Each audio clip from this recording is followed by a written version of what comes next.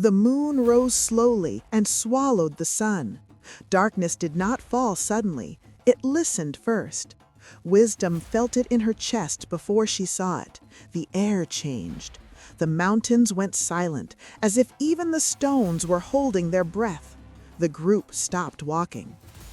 "This is it," Deepor whispered, "the sign Big Ears spoke of." Before them, the mountain opened, not with noise, not with force, but like a memory finally remembered. A narrow oath appeared, glowing faintly, leading into a hidden cave.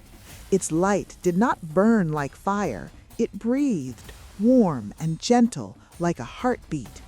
The walls sparkled, as if they had waited centuries for footsteps again. They stepped inside.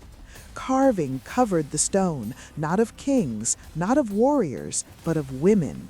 Women leading villages, women planting seeds into cracked earth, women singing life into children, healing wounds, settling disputes, holding communities together when wars ended and men disappeared. Wisdom's hands trembled. "These are not stories," she whispered. "These are memories." At the center of the cave, the light gathered and shaped itself into words that floated in the air. Before kings named power, women created it. The ground trembled softly, not in anger, but recognition. Wisdom placed her palm against the wall. The stone was warm, alive. Images rushed into her mind, voices of mothers, laughter of girls, councils led in circles, not thrones. The earth breathed again. Dunter's spear slipped from his hand and hit the ground with a sharp sound that echoed through the cave. "So it's true," he said, his voice breaking. "The first was not a man." The other elders of the village that were with Wisdom stepped forward, their shadow glowing in the cave's light.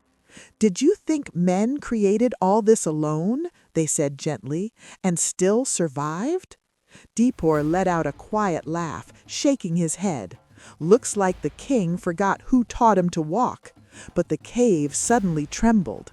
Outside, boots crushed gravel. Torches flared. The king's son stood at the cave entrance, his shadow stretching long and cruel across the glowing floor. Guards surrounded him, weapons raised. "So," he said calmly, "this is where lies hide."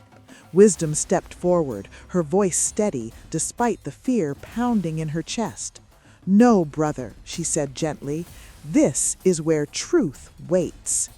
The moon fully covered the sun, and across the land, in villages far away, people felt something shift, a restlessness, a remembering, a story knocking at the doors of their hearts.